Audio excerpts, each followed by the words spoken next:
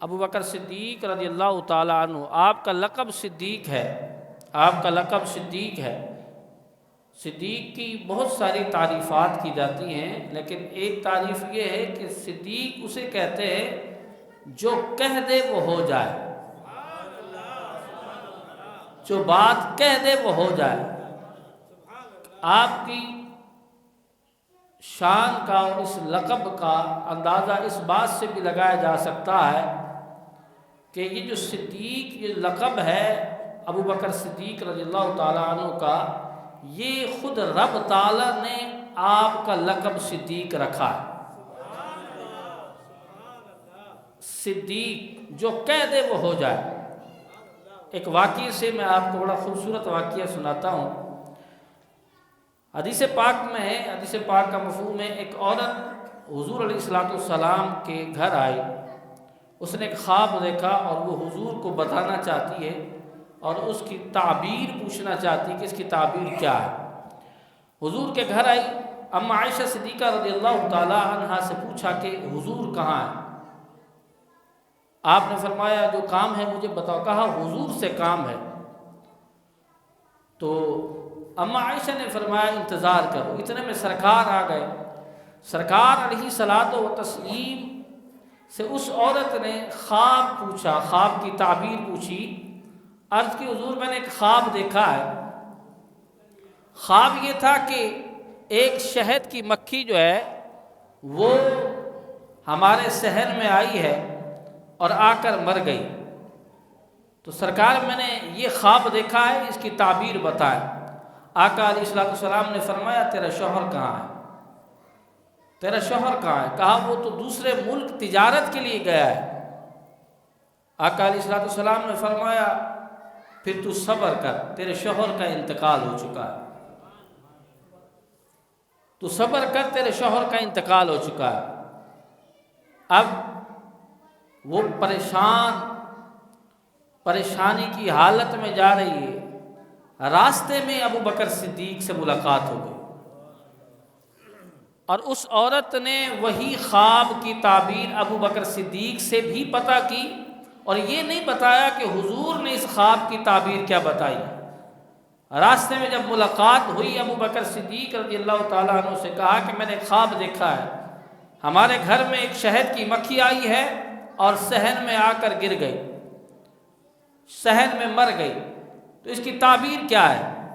ابو بکر صدیق رضی اللہ تعالیٰ عنہ فرماتے ہیں کہ تیرا شوہر کہاں ہے؟ کہا وہ تو دوسرے ملک تجارت کے لیے گیا ہے۔ کہا پھر خوشیاں مناؤ، اپنے گھر کو سجاؤ، آج شام کو تمہارا شوہر گھر آ جائے گا۔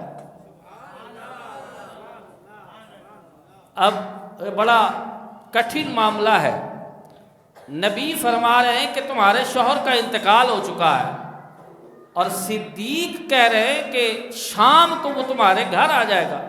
وہ پریشانی کی حالت میں جاتی ہے کہ نبی یہ کہتے ہیں اور صدیق یہ کہتے ہیں۔ شام ہوئی تو شوہر گھر آ گیا، شوہر گھر آ گیا۔ صدیق اسے کہتے ہیں جو کہہ دے وہ ہو جاتا ہے۔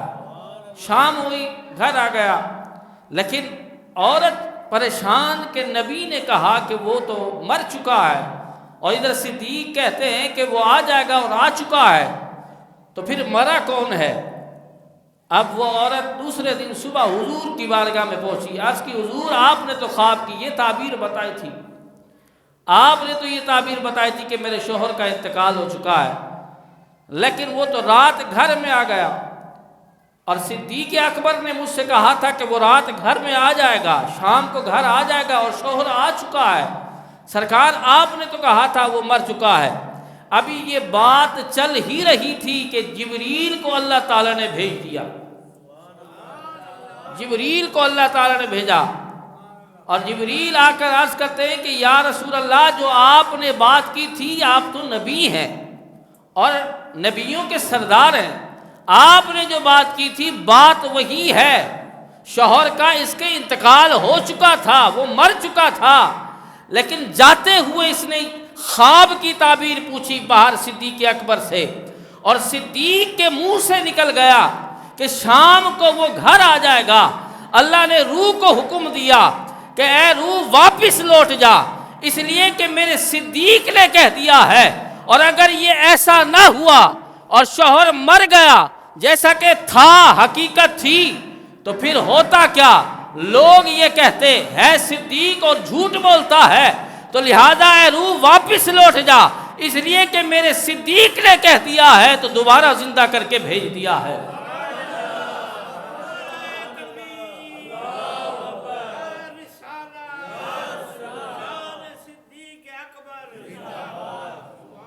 حضرت ابو بکر صدیق رضی اللہ تعالی عنہ، آپ کا لقب ہی صدیق ہے۔ جب آپ حضور علیہ السلام معراج پر گئے تو حضور علیہ السلام نے آپ نے جبریل سے فرمایا کہ جبریل، یہ جو میں نے سیر کی ہے راتوں رات کے تھوڑے سے حصے میں، اس کی تصدیق کون کرے گا، اسے مانے گا کون؟ حضرت ابو بکر صدیق رضی اللہ تعالی عنہ کے عشق کے بارے میں جبریل بھی جانتے تھے۔ جبریل نے عرض کی حضور کوئی مانے نہ مانے، صدیق آپ کی ضرور تصدیق کرے گا۔ حضرت ابو بکر صدیق رضی اللہ تعالی عنہ ضرور آپ کی۔ اور پھر دوسرے دن کیا ہوا؟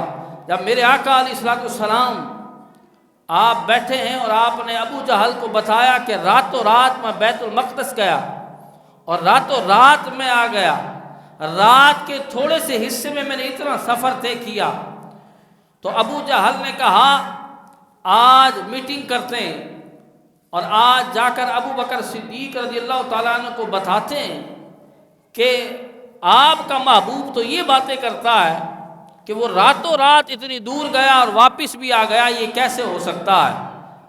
اب چونکہ کسی بندے کا کوئی قریبی بندہ ہو تو دشمن چاہتے ہیں سب سے پہلے اسے توڑا جائے، اگر یہ ٹوٹ گیا تو وہ اصل بندہ بھی ٹوٹ جائے گا۔ کہا اگر صدیق اکبر آج یہ کہہ دیتے ہیں کہ یہ ایسا نہیں ہو سکتا کہ راتوں رات کوئی اتنا سفر طے کرے اور واپس بھی آ جائے رات کے تھوڑے سے حصے میں، تو بات بن جائے گی۔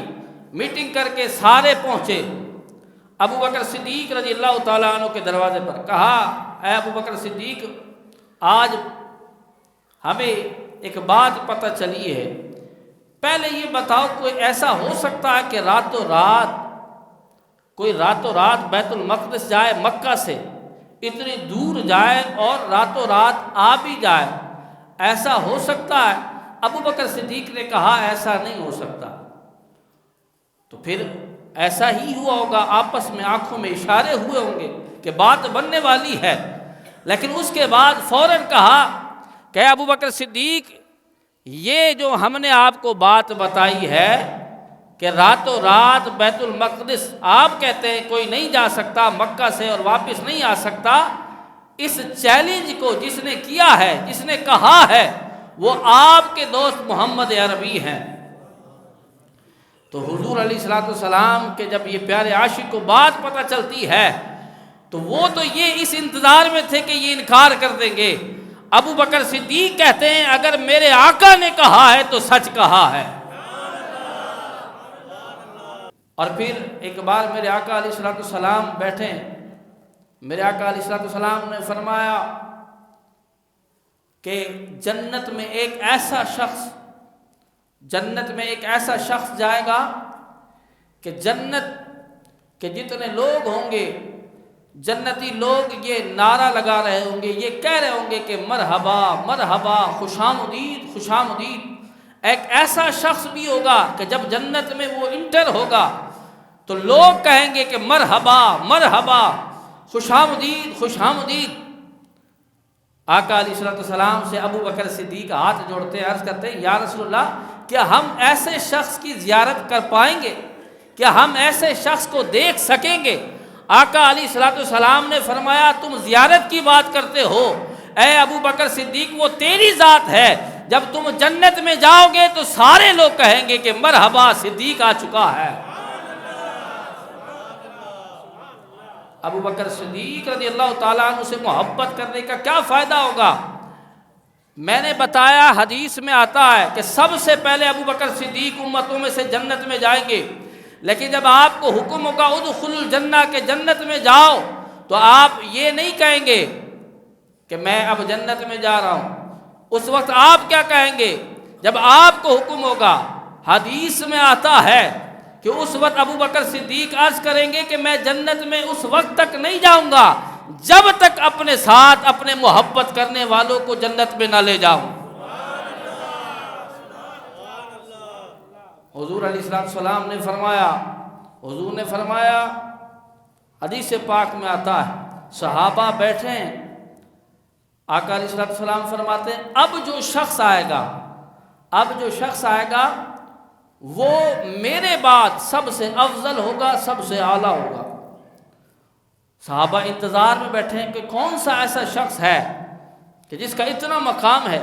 سرکار نے ابھی بات ختم نہ ہوئی، سرکار نے آگے بھی فرمایا، سرکار نے فرمایا اس کا مقام یہ ہوگا، اس کی شان یہ ہوگی قیامت کے دن کہ جس طرح قیامت کے دن انبیاء شفاعت کریں گے، اسی طرح وہ بندہ جو میرے بعد سب سے افضل ہے، سب سے اعلیٰ ہے، وہ انبیاء کی مثل شفاعت کرے گا۔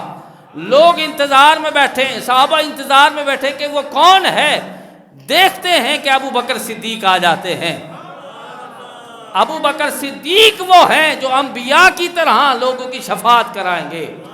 تو میں ان سے کہتا ہوں جو ان کی شان میں بکواس کرتے ہیں، میں ان سے کہتا ہوں بکواسیں چھوڑ دو، اس لیے کہ جب قیامت کا دن ہوگا میرے ابو بکر صدیق کی بات کو مانا جائے گا۔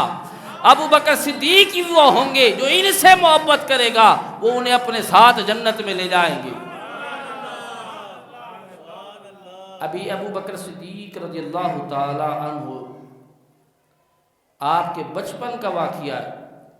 کتنی خوبصورت بات میرے ذہن میں آئی کہ آقا علیہ السلام بیٹھے ہیں، آقا علیہ السلام نے فرمایا اے ابو بکر صدیق اپنی شان سناؤ، اپنا کوئی واقعہ سناؤ۔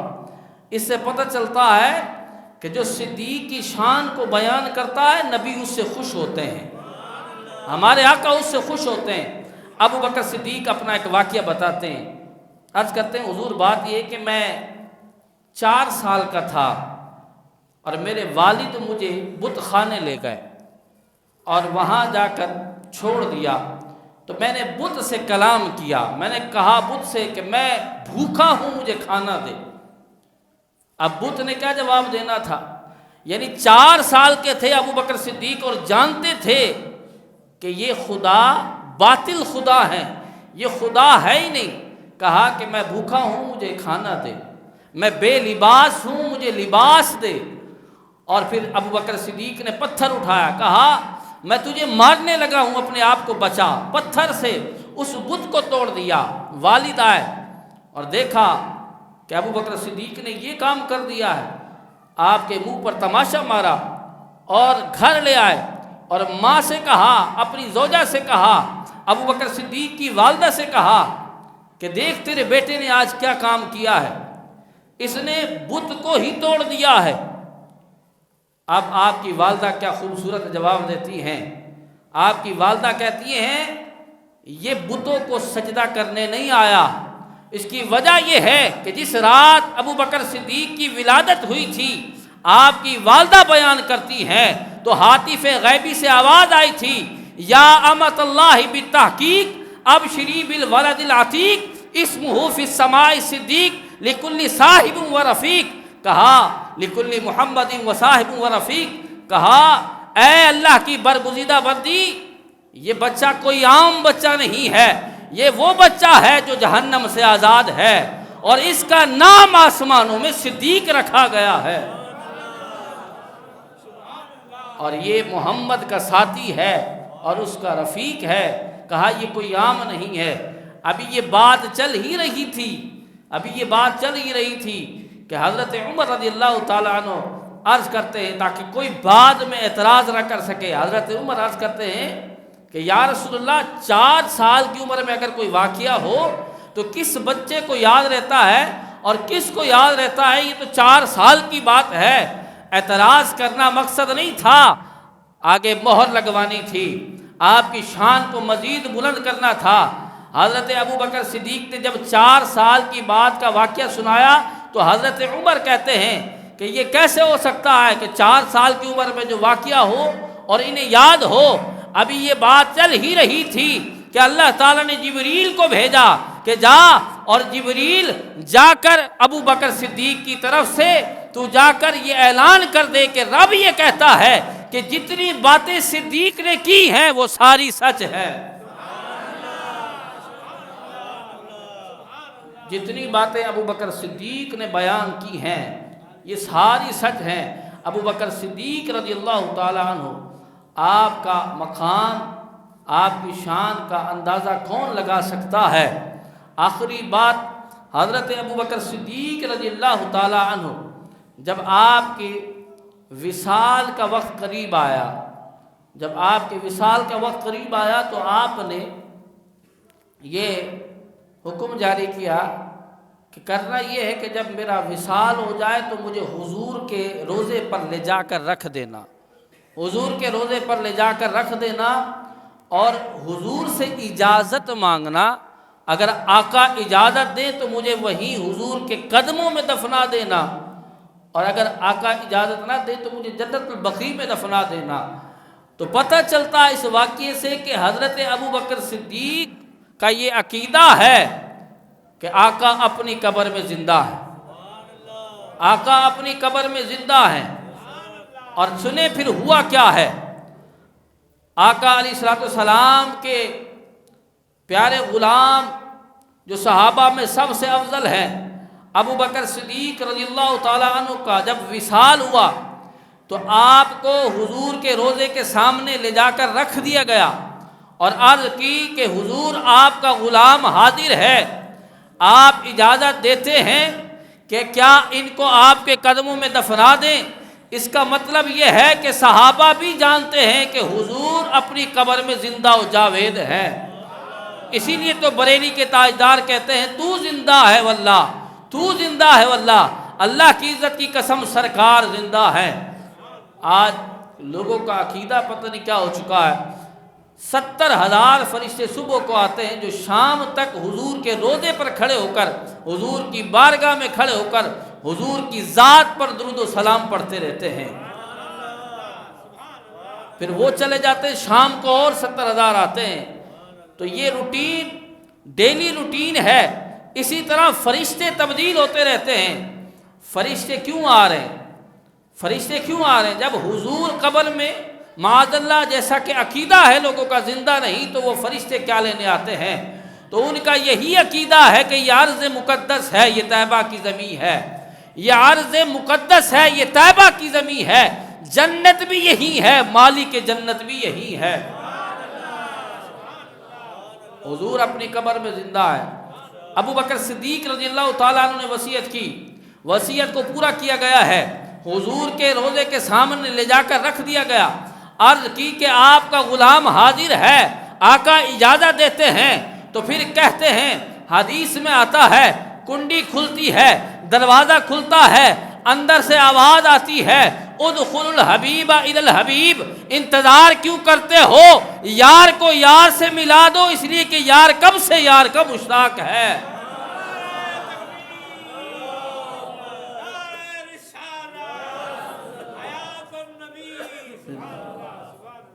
حبیب مشتاق ہے حبیب کا، یار کو یار سے ملا دیا گیا۔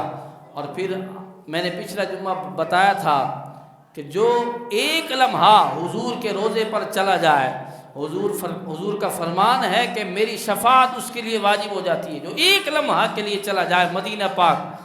اور 14 صدیوں سے جو محبوب کے قدموں میں لیٹے ہیں، خود ہی بتائیں رب تعالیٰ نے اس ابو بکر صدیق کو مقام کتنا عطا کیا ہوگا۔